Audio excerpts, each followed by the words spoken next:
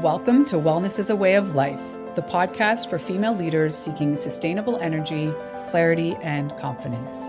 I'm Megan Swan, your guide on a journey to mastering wellness as an integrated part of your life. Let's explore personalized wellness strategies that truly resonate with who you are.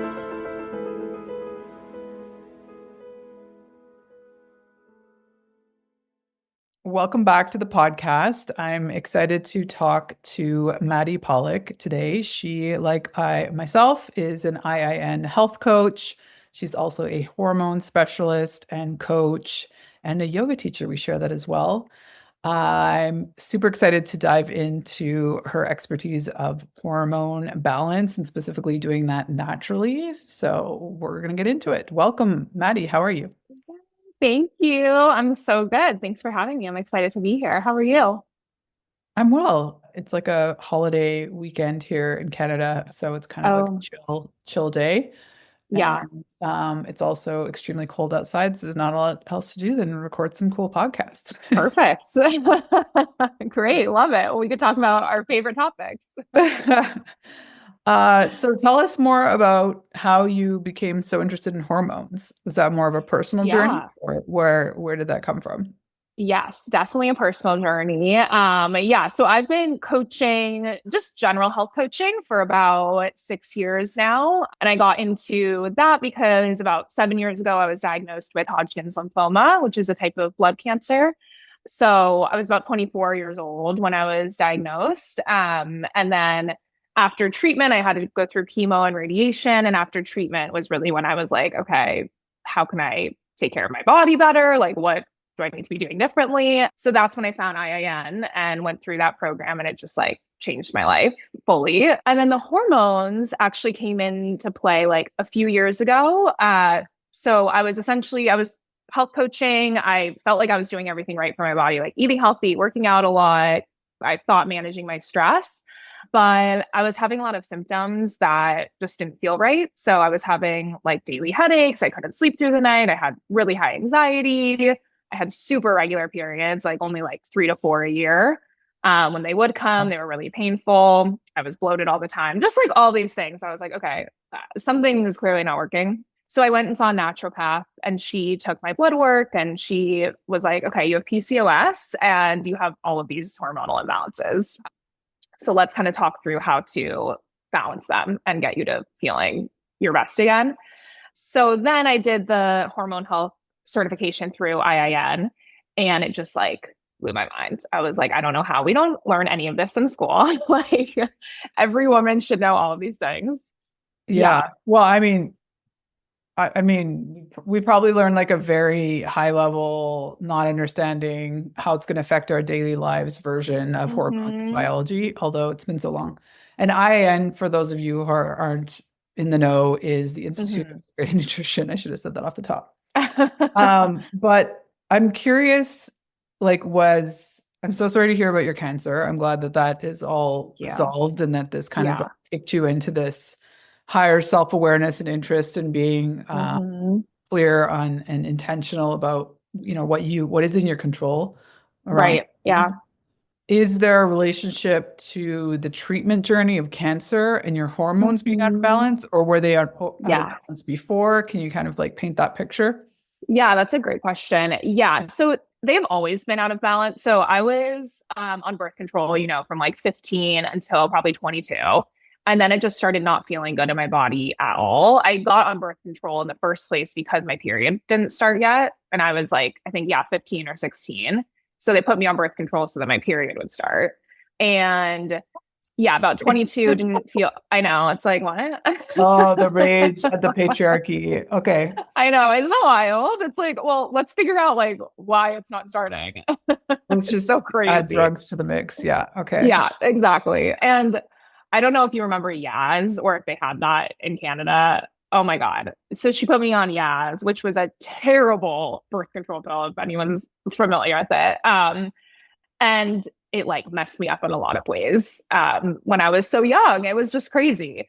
Well, let's geek out on this piece for a minute, because I think it's so common. Like because I was on Accutane, which is extreme for acne. Yes. And causes birth defects. So I was like so far from like even hope of being sexually active and had Right. to go on birth control.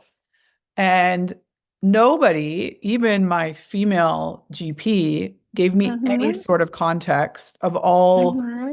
I mean, sure, there's probably that, massively folded, like all the potential symptoms, but Right.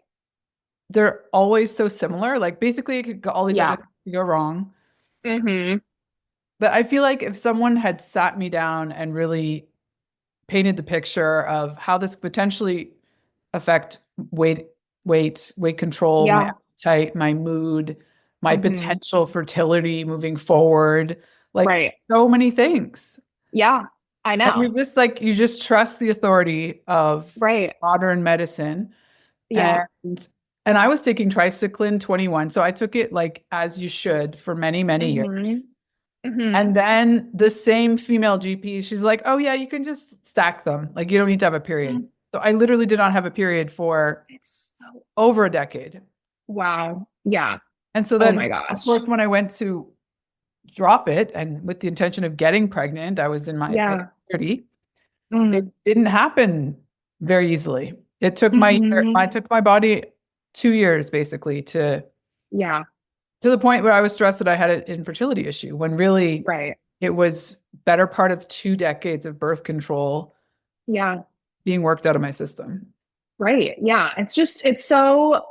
It feels like unfair to women just to like, So yeah, to not have unfair. any Yeah. knowledge behind what birth control can do, why it's important to have a period, why it's important that Well, they're especially so regular. young. Like I feel like it's Yeah. changing now to some degree, but Yeah. I remember like all the teen magazines when I was Yeah. a teen, which is, 30 years ago. There was nothing advantageous about periods. Like there was No, no nothing. messaging whatsoever that it was empowering or Right. like it was just something to be super careful and hygienic about. Don't Yeah. like maybe you're going to tell your close girlfriend, but you're certainly Hmm. not going to be telling anyone in public that's like you Right. do your best to hide it from the world. Yeah, right. It's like something to be ashamed of almost. And it's Exactly. like it's a natural occurrence. It's literally the The basis source of of all human life. Yeah. life. Yeah. Yeah. Like All right. So yeah. I interrupted your story. So Yeah, no, that's okay. Yeah. so back to Yaz. So yes, so was on Yaz for several years, and then I got off of it because I was like feeling nauseous every day, and I was like, this is weird. So I got off of it, and basically, period was really irregular. Like it just wouldn't come for months at a time, and I didn't never thought anything of it. I was like, ah, whatever. Like if I ever want to have a Convenient, baby, I'll right? figure Because it like, out. why do we want it? Is the Yeah, nice. perfect. Yeah, exactly. So then, yeah, so then I got diagnosed with cancer, and then yeah. So my period basically stopped because it's a lot of the times when you go through chemo, your period stops essentially just because your body Such is an so stressed intense out. experience for your Yeah. body. Yeah. Yeah.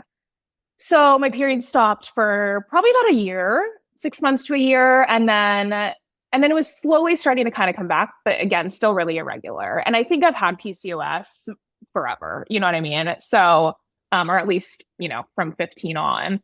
What is PCOS for anyone who doesn't know? Yeah. So PCOS is polycystic ovarian syndrome, and it's essentially, it can be caused by hormonal imbalances, continuous hormonal imbalances. But it can be caused for other reasons too.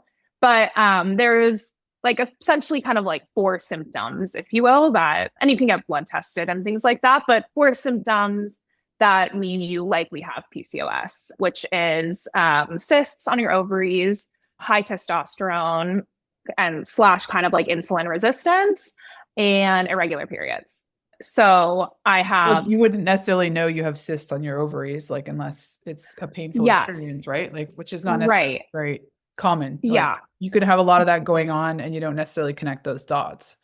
Yeah, totally. And like I have had cysts before and they've since gone away. And a lot of women actually get cysts and they go away. And we, like you said, might not even know. Unless they're painful or you can feel them. I was like typically feeling them. So they'd be really painful, like right before my period started, like a couple days before my period started. So then I did an ultrasound and things like that. So yeah. So a lot of women don't even know they have PCOS. And So what was the medical response to you have PCOS? Like, then what? Well, it's funny. The Western medicine doctors, because I still see my oncologist. I obviously have a GP. None of them have talked to me about it at all. Like my GP, any issue I have, she's like, "Well, let's be on birth control," and I'm like, "No." So really, it's just I have like so my many stories. naturopath. Like, they're obviously Yeah, personal client, but I mean, it's just yeah. unbelievable what women are told. I know it's unfortunate too, because I work with a lot of cancer survivors as well. So I work with women who want to balance their hormones naturally to, yes, lose weight, balance their hormones, whatever it is. But I also work with cancer survivors after active treatment to just really learn how to take care of their bodies again. Some women are in forced menopause because of, birth control, or sorry, not birth control, breast cancer, excuse me. And then some women are wanting to balance their hormones because the treatment has messed everything up. And almost every single woman I meet with has some sort of story about their doctor dismissing them, whether it's because most women I meet with are, young, my age, 20s to 40s, that have been diagnosed with breast cancer or a different type of cancer. And yeah, almost everyone, their doctor's like, "No, you're too young. It's probably a cyst. It's probably nothing." It's really unfortunate and it's very frustrating. Yeah, well, we could go down a deep rabbit hole there, but if you're interested in getting raging about this more, I recommend you listen to an episode I did with Dr. Erin Nance. She's creating a social media platform that connects women based on symptoms, not Okay. disease, or rather oftentimes misdiagnoses. Mm, But I would love to kind of shift into a more positive here. And yes. like, what are women maybe unaware of in terms of how their hormones do affect their weight? Let's Yeah. say. Yeah. So something too, I think that we don't think about necessarily or don't know, like I didn't know this, we have over 50 hormones. So we think about, estrogen, progesterone, but we have over 50 hormones that literally rule our body and our body's processes. And so when things are imbalanced, they affect not only our menstrual cycle, but, weight management, metabolism, insulin resistance. Insulin is a hormone. So they have a direct impact on that. And something I see a lot in terms of like an actual hormonal imbalance in clients when they're having issues with weight management, either they've gained weight unexpectedly. I see that a lot in like 30s, 40s, because our hormones are changing during that time, or they are unable to lose weight, even though they feel like, again, they're doing everything right, eating healthy, working out. So what I see a lot is high cortisol. I feel like cortisol is like a hot topic right now, but it really is so important. So I'm happy at least a lot of us know the word. But cortisol is our stress hormone. And really just kind of the way of for life. those of us who have some Yeah. anxiety, because there's so few Yeah, exactly. days. Yeah. Right. Yeah. And a lot of us, because of just the way that we live in today's world, have high cortisol. Like essentially our adrenal glands produce cortisol and they're constantly pumping it out. We need that. I would argue it is Yeah. the, default mode of modern living. Yeah. And it doesn't matter what industry you're in, whether you're a No. mother or not, like our default is just to be tapped into this system that is having us run on cortisol. Yeah, literally, exactly. Yeah, because really like our world and system and work has all been created by men, which they don't have these hormonal issues as much. And yeah, it's just so interesting. So the high cortisol is a big issue.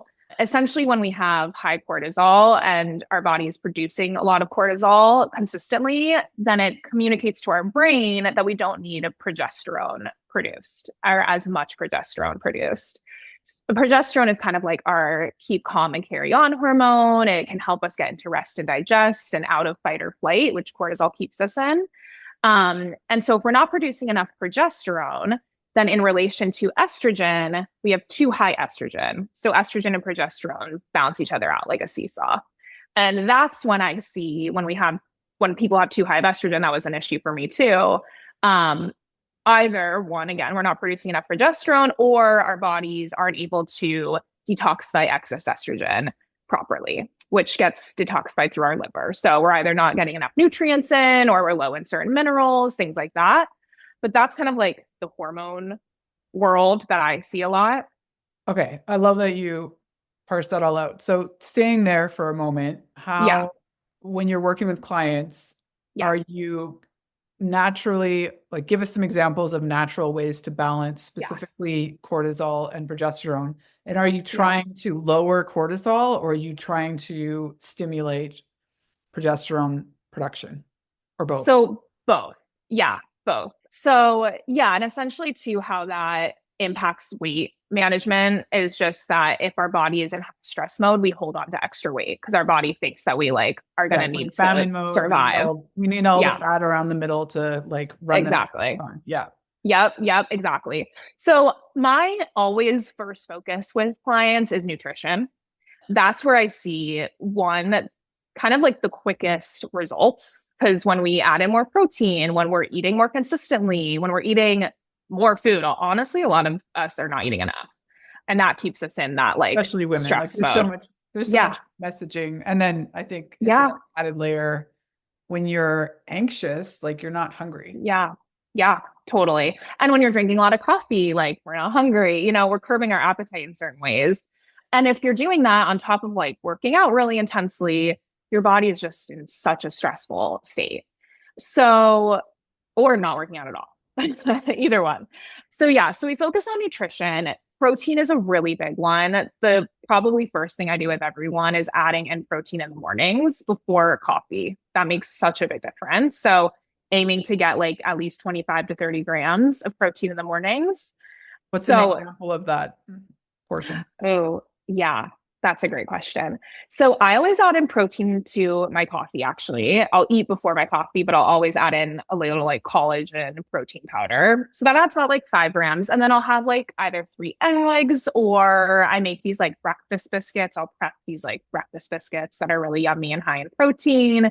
You can add in like a turkey sausage or something to that.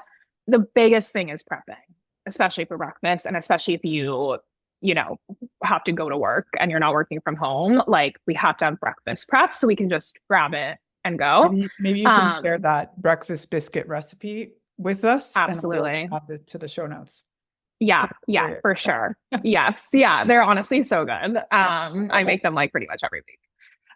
So those are great, or like little egg bites, prepping those ahead, things like that. But just having like easy things to grab, I find to be the like most helpful. So that's like the first thing usually that we would do in terms of nutrition. I'm And then going a to really, interrupt you for a second there. oh Is yeah. there a difference when we're talking about hormones in terms of plant-based protein and animal protein?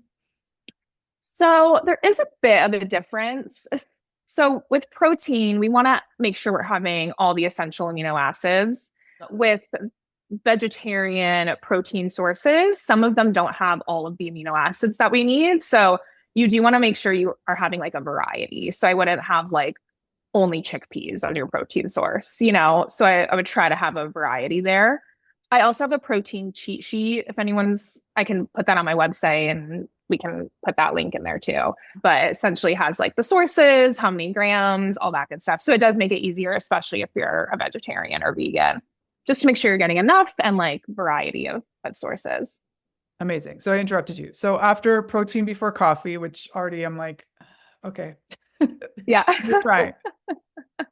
Okay. I have to say, it took me a while, like honestly, to be able to do it, but it has helped I've been doing so a much. massive glass of water before coffee, and like Yeah. that was a transition, and I'm so Yeah. glad it's life changing. Yeah. So I'm gonna try this, especially as I'm Yeah. to move. I'm not in perimenopause yet, but Mhm. anything I can do to be preventative and wise is Yeah. welcome. It makes such a big difference. Yeah. So I definitely will send the breakfast biscuits because that's been so helpful and they're really filling and easy to warm up. So yeah, so having breakfast prepped, adding in protein there, making sure ideally with every meal, also we're having balanced meals, which to me means we're having again about 25 to 30 grams of protein, a mix of like veggies and or fruits, a healthy carb and a healthy fat.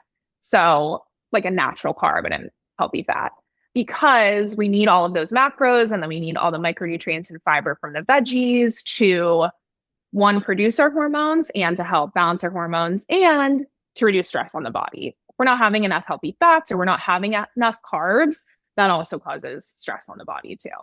So we want to make sure we're Pause kind of there. balancing them out. Does fiber impact hormone production? No. It impacts hormone balance because it can throw blood sugar off if we're not having enough fiber. And if our blood sugar is imbalanced or we're, having spikes and crashes in our blood sugar, that also causes stress on the body. Got it. Okay. Mm-hmm. So really important for that in that sense. And then eating consistently. I also find a lot of women don't eat lunch or don't have time or are just like grabbing quick things that, again, don't have enough protein or nutrients. So again, prepping ahead, planning ahead is really important. I have a question for you. I work with a lot of female founders in tech, and they're always telling me about what they call their girl dinners. So basically, like just picking random leftovers out of the fridge and like things that necessarily go together. Basically, like zero energy to prepare something proper at the end of the day. Just like foraging in their own refrigerators, which based on what they're telling me, they managed to put on a plate. It's like, like a not very elevated charcuterie board, essentially. Right. So what are your thoughts in terms of, you say frequency? Because I also have other clients that are working with metabolic doctors that are having, being told they need to have like 3 meals and 3 snacks. And to me, that seems super intense. Like I don't eat that. Yeah.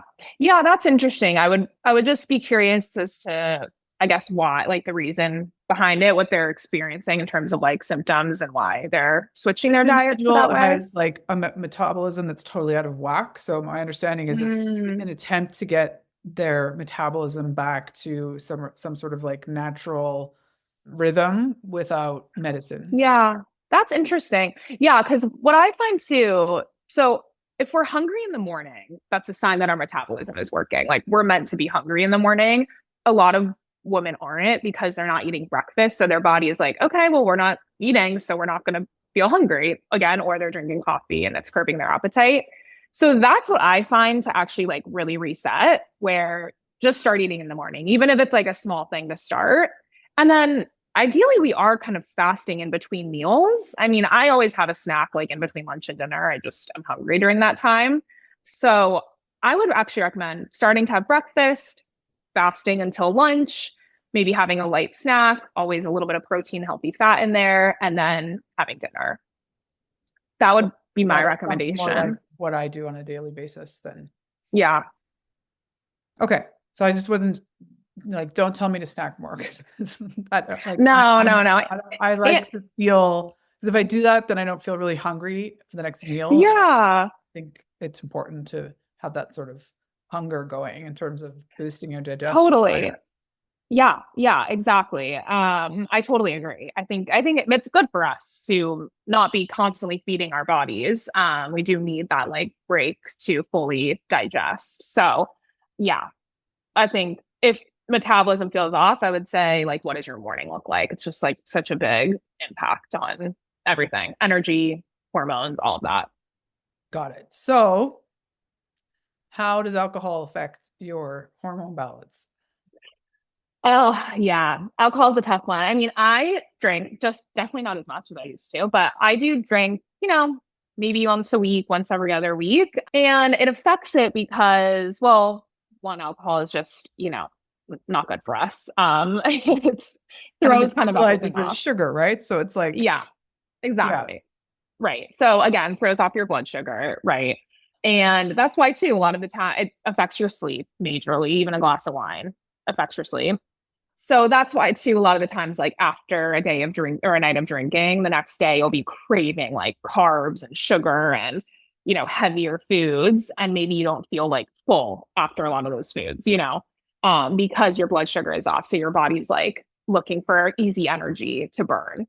And also it kind of, drinking makes it harder to eat healthy too. If you're like having a few glasses of wine with your dinner, maybe you'd be more inclined to have dessert, or maybe you're eating more than you normally would, So it does affect the whole pizza instead of 2 slices. Yeah, exactly. Exactly. That's what I it takes our intention out of it. Yeah.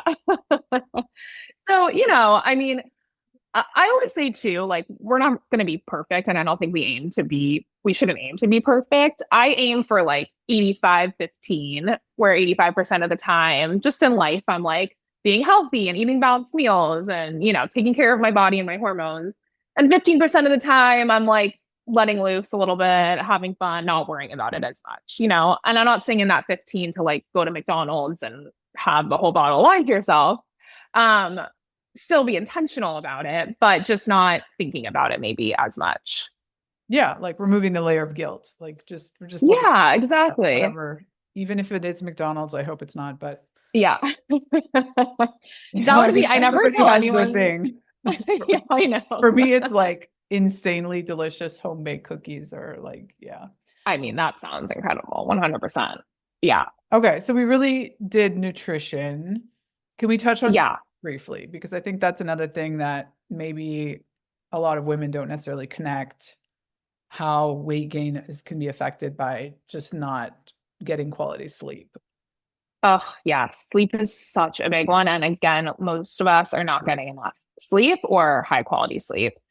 So if we're not getting enough sleep, again, our body's just in a state of stress. It can't get into rest and digest if we're not allowing it to really recover and detoxify and just like rest really for the night. So ideally we're getting 7 to 8 hours of like uninterrupted sleep. I know that can be really hard for moms and it can just be really hard in general. But if you're waking up between 2 to 4 a.m. just like on your own, that is a big sign that you have high cortisol and that hormones are imbalanced because your body is like waking yourself up. And so a big thing with sleep is really focusing on like your nighttime routine. As women, especially, we're like cyclical beings. We love to have a very consistent routine. And again, it doesn't have to be perfect every single night, but avoiding screens at least 30 minutes before bed, having a book, reading instead, maybe a meditation before bed, making sure all the lights are off, not having screens on or like near you, and then kind of like reserving the bed for sleep as best you can. Sometimes I like to like work from my bed, which is kind of is what it is. But Not ideally, ideal, yeah, not ideal. It but sometimes I do it. But ideally, we're kind of reserving that space just for sleep because then our brains are like, okay, yes, we're like in this place. Melatonin is starting to be produced. We're ready. We're getting ready for bed. But such an important piece to hormone balance and just like living happy and healthy and stress free. Yeah. I mean, really, I would sleep is argue such a it's big our one. number one wellness tool, like in I would general, agree. all aspects of well-being. Yeah. Okay, so I love everything that we've touched on here. I'm curious, is there like sort of one more common Yeah. misconception or like lack of appreciation to how essential it is to hormone balance, which overall is going to affect your ability to maintain or lose weight in a way Yeah. that you feel in control? Yeah. I would say the other thing I definitely would want to touch on is cycle syncing. I think a lot of us, I had no idea what it was, and a lot of us don't know. A lot of us first don't know that we have 4 phases in our menstrual cycle, just to begin with. And within each of those phases, our hormones are doing very different things. They're fluctuating. And by cycle syncing, we can like honor those fluctuations. Number one, we can number two, help our bodies produce the needed hormones during each phase. And then number three, we can balance our hormones. And it really helps with losing weight and weight management as well to cycle sync. So I'll explain that kind of just briefly. But essentially, within each of those 4 phases, we want to eat certain foods that, again, help with the fluctuations that our hormones are going through in each of those phases. So we have our menstrual phase, we have our follicular phase, our ovulation, and our luteal phase. And then also within each of those phases, workouts are really, really great to sync. So for instance, in our luteal phase, especially the second half of our luteal phase, when our estrogen and progesterone are dropping significantly right before our period starts, you don't want to then go do like 5 HIIT classes that week or go on a really like long, intense run. You really actually, because that will stress your body out more than it already is kind of stressed out. So you want to focus on kind of lower impact, less cortisol bursting workouts essentially during that time. That has made truly the biggest difference for me. Like ever since I've been consistent with cycle syncing, hormones have balanced. My period is so much more regular. I like don't have the symptoms from PCOS that I was having before. So that would be a huge one, I would say, to try to focus on too. Yeah, I love that you call that out. Is there a specific app that you recommend? I know a couple that are currently being created that are super cool. Specifically, Oh, yeah. it's called Phase, where it's going to help women link their productivity and all the things you just said to the core aspects of your cycle. And I think it's so important that it's being said, because so many women just, like out of fear, maintain these crazy workout schedules, and they don't let them ebb and flow based on how they're feeling. Exactly. Yeah. And that used to be me. I used to just do HIIT classes like at least 5 times a week. Even in my luteal phase, when I would be so tired, I'd like force myself to wake up at 5 a.m. and go do a HIIT workout. And then I'd be like exhausted all day. And it was messing everything up when I thought I was helping myself, And yeah, I mean, I think it's not talked about enough, and not enough women even know about it. So it's super important. I would love to hear the apps that you hear. I mean, I know a lot of women use Flow, which I hear kind of different opinions on. Yeah, natural cycles. I know Clue is probably. I had the co-founder Ida Tin on the podcast. Oh, okay. Her and her now ex-partner and 2 other gentlemen created Clue, and I know, and like globally, I think it's the most used. But okay. There's these ones that are sort of more sciencey at Clue and Flow, those type category. I personally love Starseed, which is a little bit more witchy and Love maybe it. not so specific. But there's a few coming down the pipeline that are, as femtech is exploding right now, there's just super interesting things coming out. So about that, because I think so women just don't understand how much more powerful they could feel if they honor these cycles. 100%. It makes such a difference. Yeah. And then I have some resources as well. I have a free cycle syncing 101 guide again on my website. And then I also have a cycle syncing meal plan that you can buy. It's like under $30, and it has over 100 recipes, all balanced and high protein, and they're all organized by the phase of your cycle. So that makes it super easy too. I like literally use it every week for myself. So it makes it really easy to start cycle syncing your nutrition as well. Incredible. That's amazing. I'm excited to get my hands on that. What's the best way for people to find you, and how should they reach out? Yeah. So my Instagram is at Maddy Pollock _health. And then my website is maddypollockhealth.com. Beautiful. Well, everything we've mentioned, we will include in the show notes. And amazing. Thank you so much for this conversation. It was so informative. I learned a lot. And it was just a delight to connect with you. Wonderful. Thank you so much, Megan, for having me. This is great. Awesome. Thanks. We'll be in touch. Thanks for tuning in to Wellness is a Way of Life. Are you ready to make wellness a natural part of your routine? Let's stay connected. Go to meganswanwellness.com. Until next time, live well and thrive.